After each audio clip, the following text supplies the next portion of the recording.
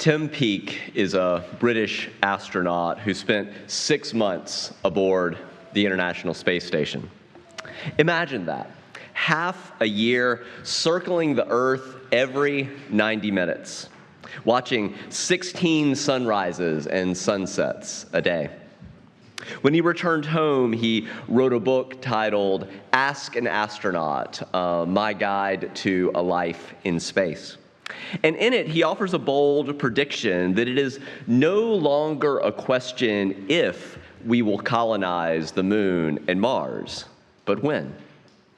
Many people, including some of the wealthiest and most influential people here on Earth, share Peake's confidence. And over the long arc of history, I think they are right. We will likely one day establish a human presence on the moon, on Mars, and beyond. But in the short term, there is a profound disconnect between vision and reality. Because many of those most enthusiastic about becoming a multi-planetary species are dramatically underestimating how complex, fragile, and difficult that future will be. Now, don't get me wrong, I'm pro-space. I like Star Wars and Star Trek. Like many of you, I was blown away by the mind-bendingly beautiful photos that have been coming from the James Webb Space Telescope. As I tell people sometimes, if this is enough religion for me, just to see the beauty of our actual real universe. And I've been newly inspired, again, along with many of you, by the Artemis crew traveling farther from Earth than anyone had ever gone before. But alongside that wonder, we also need to be honest about the harder truth. Space is not just challenging, it is profoundly hostile to human life. One of the best places to start is a book titled A City on Mars by the very smart and very hilarious married co-authors Kelly and Zach Weinersmith. The subtitle of this book is Can We Settle Space? Should We Settle Space? And have we really thought this through? Their basic message is refreshingly blunt. Space is terrible. Not just difficult, not just challenging, terrible. Because the images we see, that stark beauty of the moon, the sweeping views of Mars, they're a little deceptive. They look like deserts. Harsh maybe, but familiar.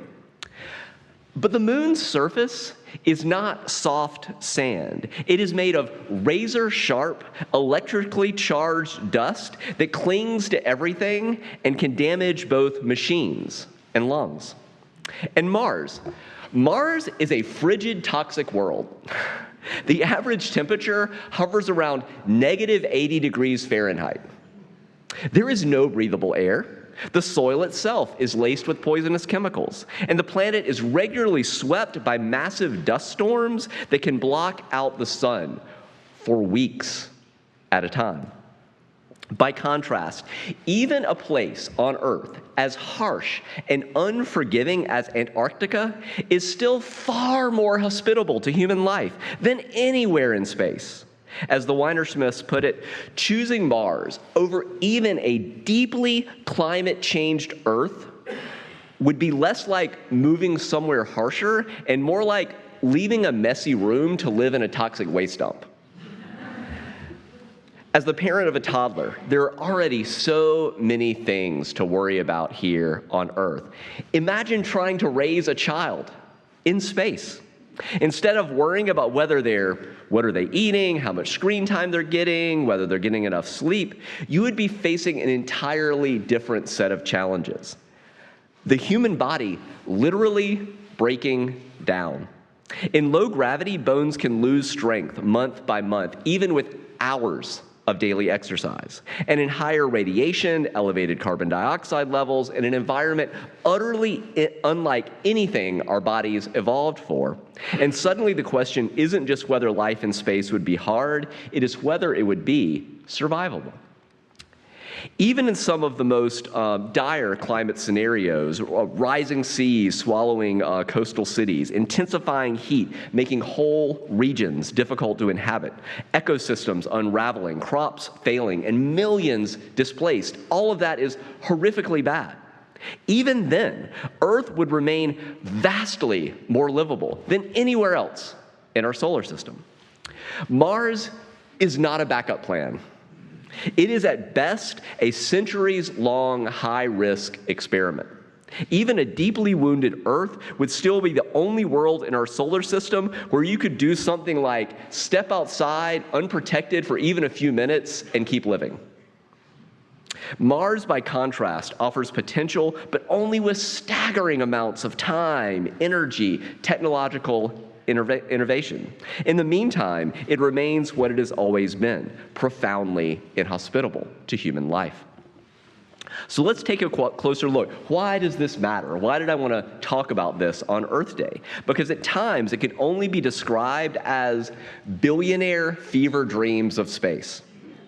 This is about the story some of the most powerful people on Earth want us to believe. If this sermon leaves you wanting to explore further, I recommend the book More Everything Forever: AI Overlords, Space Empires, and Silicon Valley's Crusade to Control the Fate of Humanity. It's by Adam Becker. Some of the most powerful voices shaping our technological future are not shy about these visions. Jeff Bezos, the founder of Amazon and the space company Blue Origin, they imagine a future with 1 trillion human beings living off Earth, like in an expanded International Space Station, arguing that only by expanding into space can we sustain continued growth and avoid stagnation here at home. And Elon Musk, the CEO of SpaceX and Tesla, has spent years warning that we must become a planetary species if we want to safeguard the future of humanity in the face of potential catastrophes here on Earth, whether that's environmental collapse, nuclear war, a rogue asteroid, AI gone awry, or something we can't yet predict. Now, we could do some things about all that stuff, but that's a sermon truly for another day, coming soon. Bezos, for his part, tells a slightly different story. Where Musk focuses on escaping potential catastrophes, Bezos frames space as actually a way to save Earth.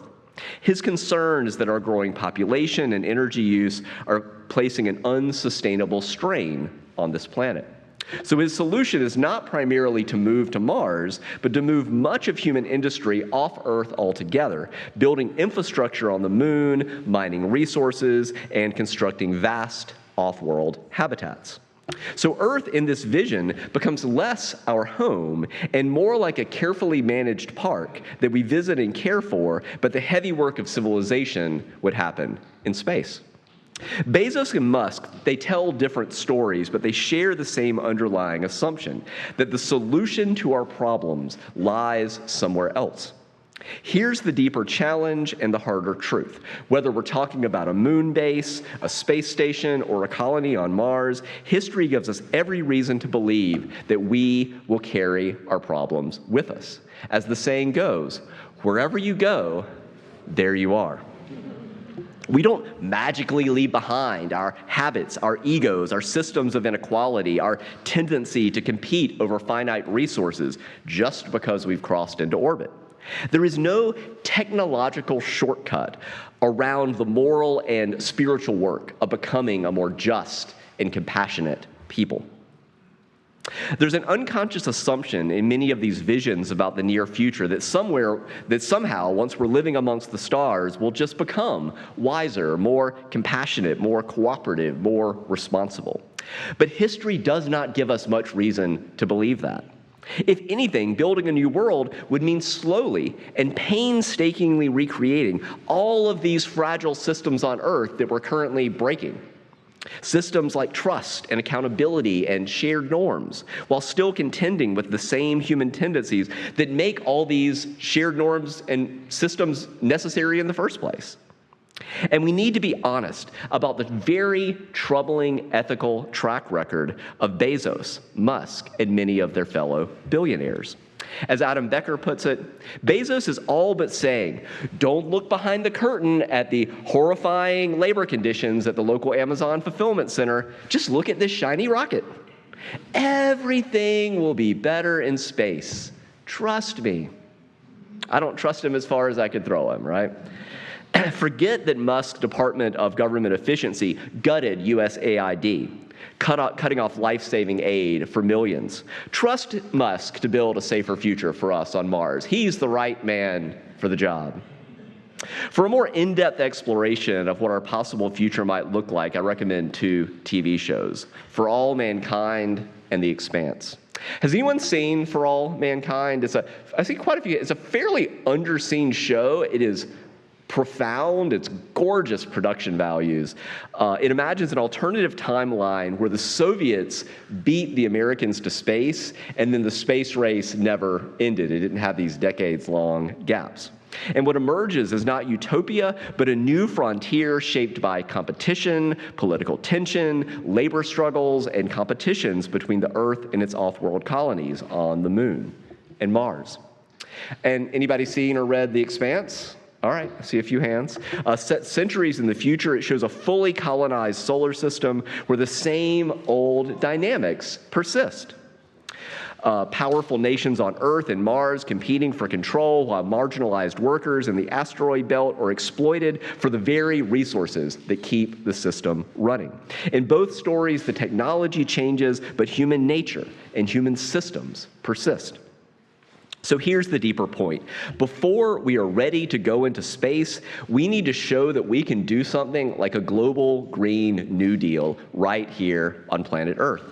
Instead of trying to terraform Mars, so Musk's big idea is to nuke the polar ice caps on Mars, and that will that is a profoundly terrible idea. So what if we commit the same level of focus, time, and energy to saving our beautiful home world called Earth? If we truly believe we have the ability to make a hostile planet like Mars habitable, then surely we are capable of doing the far easier work of preserving the habitability of the one planet that already sustains us. The challenge is not figuring out how to save Earth. It's summoning the will to do what we all know is necessary. And if the same patterns of extraction, overconsumption, and pollution are driving our crisis here on Earth, there is no reason to believe they would somehow become solutions just because we tried them on another planet. At the moment here on Earth, many of us can deeply feel that the Trump administration is moving us in exactly the wrong direction. The latest UN World Meteorological Association report says that every key climate indicator is flashing red. Yet instead of accelerating a just transition, this administration has chosen denial and delay. I'll limit myself to 2 representative examples. In February, the Trump Environmental Protection Agency, no longer living up to its name, tore up the greenhouse gas endangerment finding, the basic legal and scientific conclusion that climate pollution endangers our health, and used that move to roll back environmental standards in what they called the single largest deregulatory action in United States history. Then in late March, a little-known federal panel, arrogantly nicknamed the God Squad, voted to exempt the Gulf of Mexico oil and gas drilling from key Endangered Species Act safeguards. For those of us who remember the Deepwater Horizon disaster, the oil-soaked waters, the devastated wildlife, endangered communities upended, that decision carries a familiar and troubling echo. This is not climate leadership that we need. It is climate denial wrapped in the language of deregulation. It is the deliberate sacrifice of people and planet on the altar of profit, fossil fuel profit. Despite all that, there is actually good news that I have to share with you this Earth Day Sunday. If you're looking for some hope, I recommend the book Here Comes the Sun by Bill McKibben. His argument is both simple and profound. The very transformation we need is already underway. For the first time in human history, we are learning how to power our lives, not by burning the ancient remains of the earth, but by turning toward the sun. And remarkably, this is not just a moral vision. It's not just something we should do the right thing. We should. This is an economic reality. It's the smart money move as well. Solar and wind power have become, in many places, the cheapest sources of energy on Earth. And they are expanding at a breathtaking pace, which means that the path out of climate crisis, it's not some distant technological fantasy. It is a real and present possibility. The question is no longer whether we can make this transition, but whether we will choose it. McKibben is far from alone in proclaiming this good news. In December, the journal Science, one of the most respected scientific publications in the world, named the seemingly unstoppable growth of renewable energy its 2025 scientific breakthrough of the year. Take a look at just this chart. Each line represents a different source of global electric capacity over the past 25 years. The key thing to notice is just that red line, solar. For years, it barely moves. And then suddenly it takes off. That steep curve at the end, that's the story of the last few years. Solar is growing faster than any other energy source in human history, rapidly catching up to, and in some cases, surpassing fossil fuels. What once seemed like a distant alternative is becoming the dominant force. And here's the part that should really get our attention. This transition isn't just possible, it is already happening at scale, just not here in the United States. Where is it happening? China and India. Other countries, especially China, are racing ahead in the shift to renewable energy. In 2024 alone, China installed more solar and wind capacity than the rest of the world combined.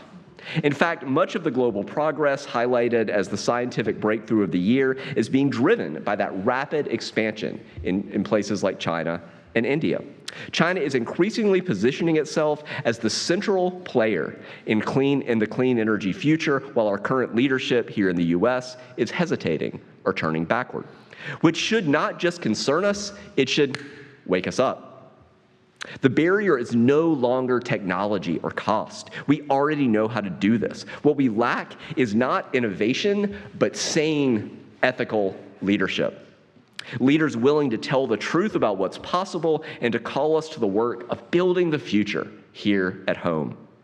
As the recent wars in Venezuela and Iran remind us, the importance of a Green New Deal is not only about competition with China, but also about something even more fundamental: security and peace. As Bill McKibben has written, sunlight travels 93 million miles to reach Earth, none of them through the Strait of Hormuz.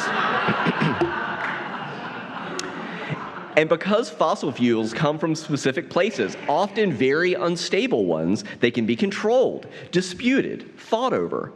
Wars, prices, geopolitical crises are built into the fossil fuel system. But sunlight and wind are just categorically different. They are everywhere. They can't be blockaded, embargoed, and weaponized in the same way. This is a game changer.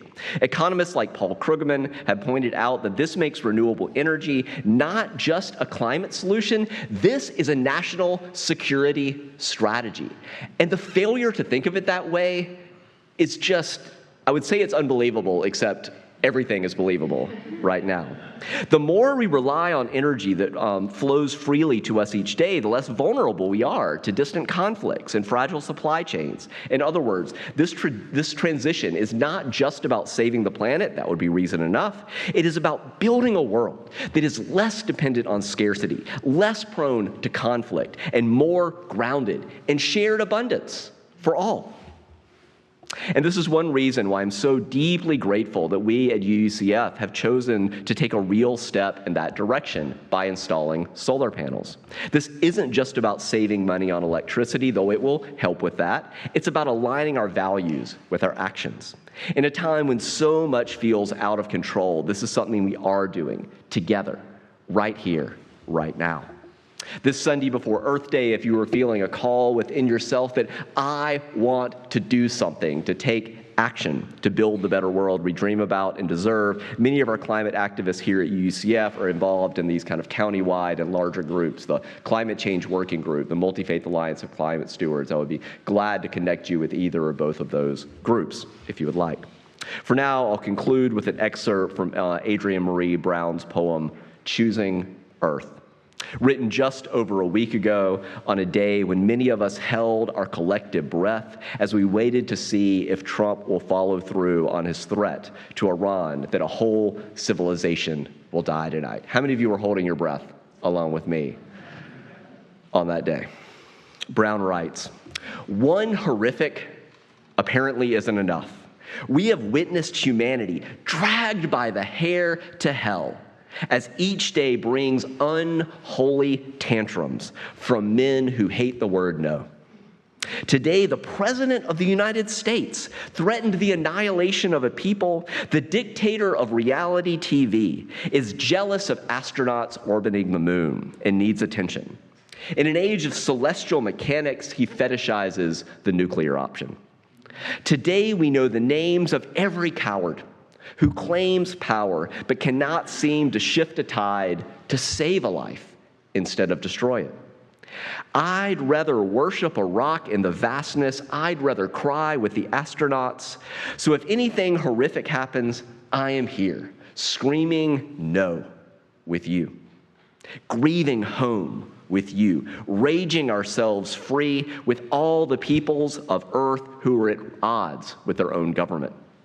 And if I can't hold you close, or again, I will name the brightness for you. I will be steadfast as an earthling, choosing earth. Choosing earth.